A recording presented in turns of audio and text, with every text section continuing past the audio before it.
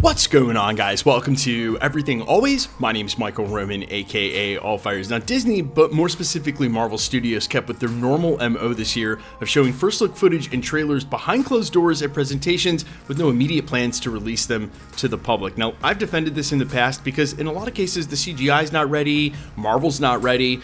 But what happened in the last 2 weeks just doesn't make sense, where Marvel didn't police people or make them put away their phones the way that they have in the past, and so multiple angles of all these trailers leaked out all over social media. And while Disney did go around and try to copyright strike some of them for the first couple of days, I got one over on Facebook. It's just like, at this point, if that's how it's gonna go, you don't want people seeing first look footage leaked out like this, and then us YouTubers doing secondhand accounts just drop the footage online, or even make a sizzle reel of some of the footage that was there, instead of people having to see it for the first time on Twitter with terrible audio, the screen slanted down and to the right, and somebody's head in front of half of it. That being said, we have a first look footage, a majority clip of what they showed for the upcoming animated Friendly Neighborhood Spider-Man. I, of course, will not be sharing the footage, but I will share some photos of some scenes. We will talk about the clip in full and go over it. Quick reminder, hit the subscribe button, leave a comment down below to be entered to win our next PS5, which is next month with Agatha all along. All you got to do is be a sub, leave a comment. If you want, stick around to the end of the video.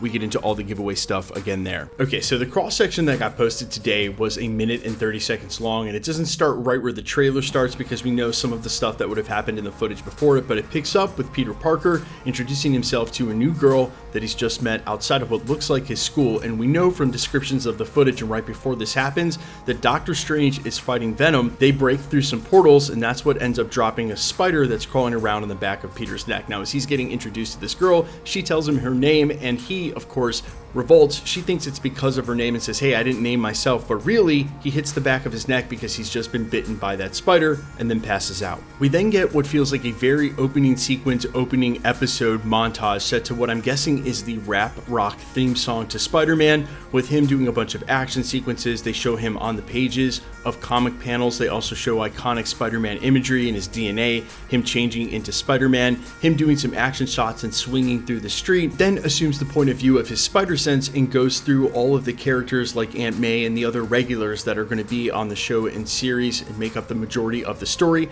It shows him in front of an enormous silhouette with just eyes that we assume is the main antagonist of the entire series, and that's Norman Osborn. It also shows him in a series of what look like very rudimentary and homemade costumes, and then him swinging to finally assume the pose Amazing Fantasy 15 with him on the cover, except he's wearing one of these costumes. It's an updated version of that, and it shows you the title card, The Friendly Neighborhood Spider-Man. Now, there is a small but very specific reason why I opened up this video the way that I did, talking about these trailers being leaked in the way that they are. If you got a chance to see this clip or from the photos that I showed and during this video, the cell shading on this, as far as how it looks compared to all of the other Marvel animation, it looks terrible. And I know that this was recorded on a phone and it's not HD, so you're getting a recording of a recording and then compressed God knows how much through X. Still, when you compare it to the other Marvel animated projects and the things that they've shown, I just don't understand how this animation is supposed to hold up. Everything looks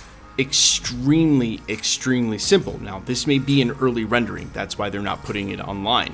It may be that they haven't finished updating layers and levels of graphics on top of this. Totally cool, and then what I'm saying doesn't make any sense at all.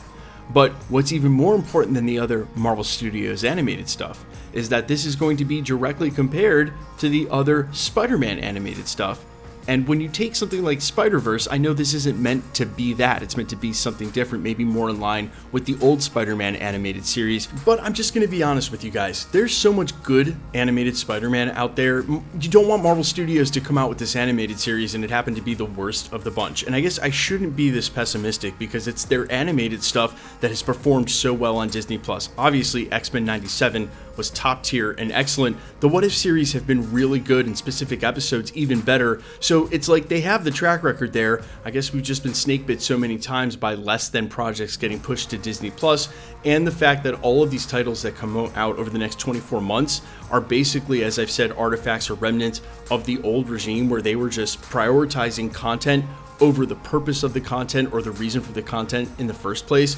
And again, because there's so much good animated Spider-Man out there, I just hope that this can live up to that and add to it, rather than just be like, oh, and Marvel Studios did the Friendly Neighborhood Spider-Man, but it's not as good as Into the Spider-Verse, and it's not as good as the old Spider-Man animated series, and it's not as good as X-Men 97, but they have it out there. And I would say that my expectations for Friendly Neighborhood Spider-Man, by the way, we're going to talk about its release in just a second, but my expectations for this are about the same as Agatha All Along, which is, it may be really good. I'm not going in with a bad attitude, but I'm also not going in with high expectations. We'll just see what it is. Speaking of which, some of the people who worked on the show may have revealed its release date, and it's right around the corner in 2024. Obviously, we've got Agatha All Along next month in September, and that will run into October. And then we're hearing again in rumors, but because of an update from someone who worked on the show, unofficially not confirmed by Marvel, that this show might drop right after it. So after Agatha All Along wraps, we're going to get Friendly Neighborhood Spider-Man in November. Not holding my breath for that release date either, but because they might not be dropping What If Season 3 here anytime soon, that might be a good stand-in between that and the next season of X-Men 97, which we know we're getting next year. Guys, let me know all your thoughts down below, but specifically about the Friendly Neighborhood Spider-Man. Do you think that some of these shots look as bad as I think they do? And do you agree it's probably unfinished CGI? And what are your expectations for the series? I'm all ears as always. Let me know in the comments. Quickly, let's get into the giveaway stuff before I let you go. All right, we're still giving away PlayStation 5s at the channel. We're just going to continue to do that until the PS5 Pro or the 6 comes out. Either way, if you want to be entered to win, super simple. Hit the subscribe button because you need to be a subscriber. Then leave a comment down below because it's truly random. The more videos you comment on, the better chance you have of winning. All winners will be announced at the end of videos, the same way we're doing here, with the comment shown on screen and my live voice. So please be safe and vigilant on any platform. Know that anybody can take a content creator's photo, use that as their own, claim to be that content creator, and generally their ruse is to get you to contact them on WhatsApp or a third-party app like Telegram in order to get your information and pay for shipping for a prize that doesn't exist. Keep in mind, no YouTuber or content creator generally will ever charge you for shipping for a prize you've won. They're going to go ahead and cover that because generally the prize is worth more than the shipping itself. So please be safe and vigilant. If you should get a comment like that ever on my channel or any other, just report it directly to YouTube, because I assure you the content creator themselves already know they're trying to do something about it. YouTube has become super good and super fast about banning those accounts. And then you're not only doing the YouTuber that's being targeted a service, but everywhere on YouTube that they've ever commented gets deleted. You're doing the entire community a service as well. The best way to keep up with the content has always been to hit the notification bell with all notifications turned on. And as always, if you liked today's video, I'd really appreciate it if you'd hit the like button. My name is Michael Roman. You can find me in a couple of places, Instagram and Twitter at @I'mFires. You can also find me on Spotify, YouTube, Amazon, Apple, iTunes, under the name Allfires. And while I sincerely appreciate you checking my music out, thanks for checking this channel out. Stick around, we'll be posting again real soon.